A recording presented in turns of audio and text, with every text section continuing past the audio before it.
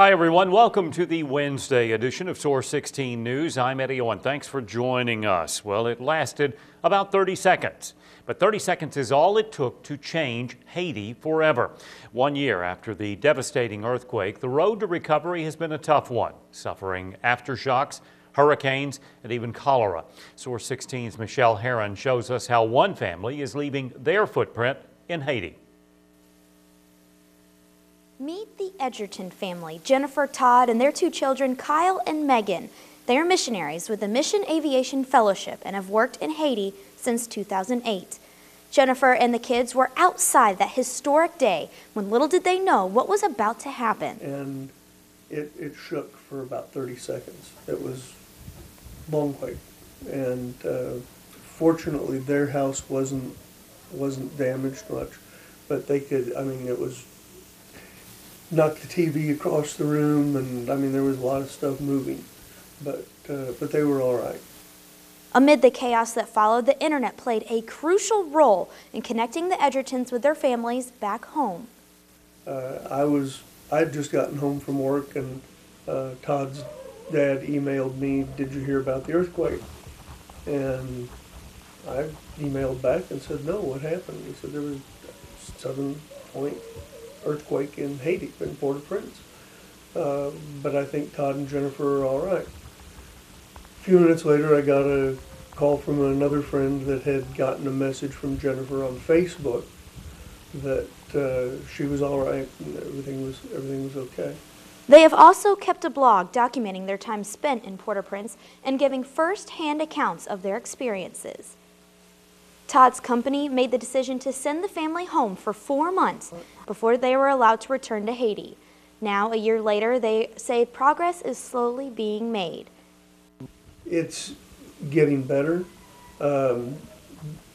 Jennifer said there were probably 1.5 million people in the tent cities, and it's down to about 800,000 now.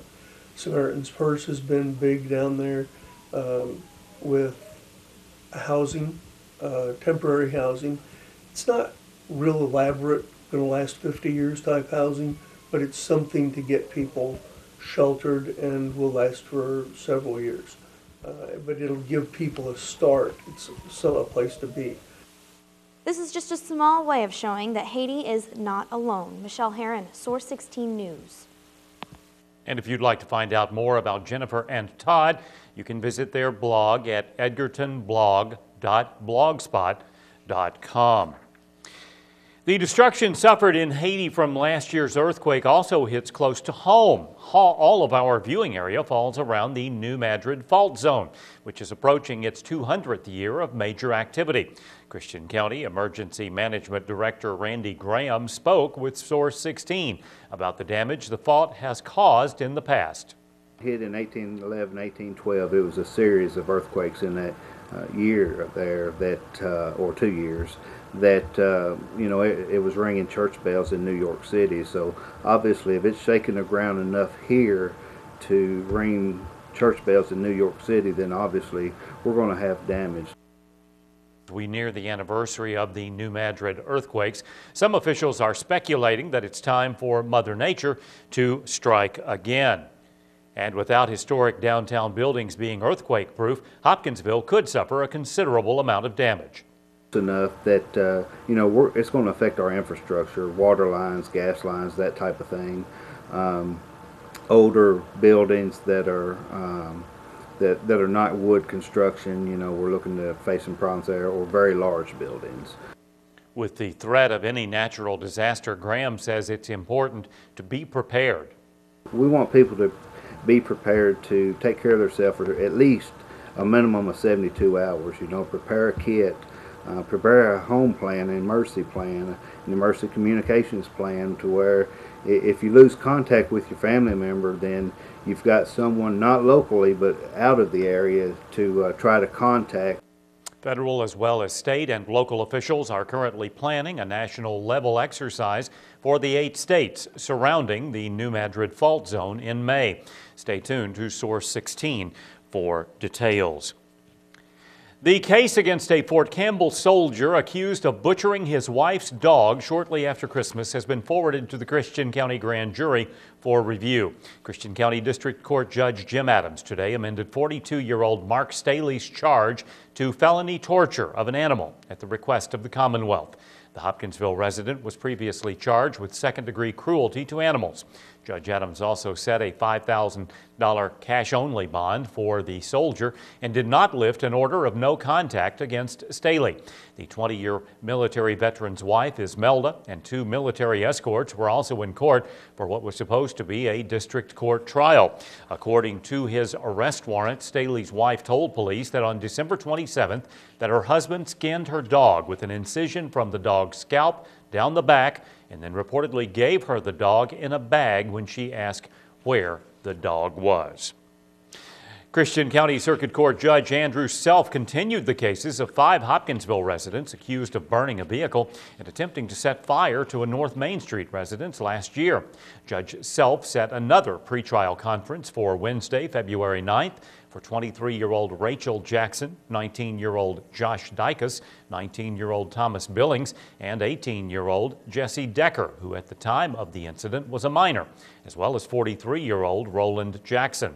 The Hopkinsville residents are charged with multiple counts of second-degree arson and first-degree wanton endangerment. In addition to the arson and wanton endangerment charges, Roland Jackson is also charged with 2 counts of attempted murder. Judge Self released Thomas Billings on his own recognizance. The judge also ordered him to submit to random drug testing and told him to stay away from North Main Street. According to Hopkinsville police, on October 5th, 2010, the individual shot into the North Main Street residence, set fire to a vehicle, and placed an explosive device near a family's home. Well, Kentucky's newest U.S. Senator, Rand Paul, will be in Hopkinsville tomorrow. Rand Paul will be the featured speaker at the noon meeting of the Kiwanis Club of Hopkinsville at the Memorial Building downtown. Republican Senator Paul, a Bowling Green ophthalmologist, was officially sworn in last Wednesday during a ceremony at the nation's capital. Senator Paul's recently selected Deputy State Director, Rachel McCubbin of Hopkinsville, will also attend the Kiwanis meeting. McCubbin is a Kiwanian and past president of the club and recently served as the field representative in the 1st Congressional District for U.S. Senator Jim Bunning. We now have an update to a story concerning a Fort Campbell soldier who was ordered back to Afghanistan after going AWOL in November. According to reports, 30-year-old specialist Jeff Hanks has now entered a mental health treatment program in Hopkinsville. The soldier's wife, Christina Hanks, told reporters that instead of deploying as scheduled, her husband is now staying at Cumberland Hall and will likely be there for about a week. Fort Campbell spokesman Rick Zepka told Source16 earlier today that for the time being, Hanks will not be deploying. Zepka also stated in the past 3 years, Fort Campbell has made a considerable and laser-focused effort to direct the required resources to ensuring that all soldiers who need help get help. As Source16 previously reported, the specialist was ordered back to Afghanistan to finish out his deployment after going AWOL and turning himself in to military officials on Veterans Day. A significant spike in burglary and theft complaints in Hopkins County launched multiple investigations by the Sheriff's Department there, which netted the arrest of several people. The Hopkins County Sheriff's Department conducted a search warrant at a home in Hanson recently, where about $50,000 of stolen property was recovered, which resulted in the arrest of 3 adults and 1 juvenile. 21-year-old Jeremy Love of Madisonville was charged with theft by unlawful taking over $500. Arthur List of Hanson was charged with receiving stolen property over $500, possession of a firearm by a convicted felon, and first-degree possession of a controlled substance. And 38-year-old Krista Tate of Hanson was charged with first-degree trafficking in a controlled substance, second-degree possession of a controlled substance, possession of marijuana, and drug paraphernalia. A juvenile was also detained and charged with 3 counts of theft by unlawful taking over $500 and theft by unlawful taking auto. According to the Sheriff's Department, they have warrants for the arrest of 4 other suspects for felonious theft-related charges, and deputies are trying to locate them. A respected GOP leader who served as U.S. Senator Mitch McConnell's top aide for more than 2 decades has signed on to assist Hopkins County Attorney Todd Pepool's campaign. Pepool announced Tuesday that Larry Cox will serve as his campaign chairman. Although former Supreme Court Justice Joseph Lambert is considering a run for the Attorney General's race, to date, Pepool is the only Republican who has officially entered the race. So far, no candidates have filed to run in the party's primary against incumbent Democratic Attorney General Jack Conway, who is seeking re-election. A patch of ice caused an 18-year-old male to crash his pickup truck into a tree on Petch Lane yesterday morning. The Christian County Sheriff's Department reports Justin Pruitt of Petch Lane was driving north on Petch Lane approaching Sisk Road when he hit a patch of ice. Deputies say Pruitt's truck then spun around clockwise, ran off the road, and took out a road sign before the pickup's rear end crashed into a tree. Pruitt told deputies that he has no memory of the accident.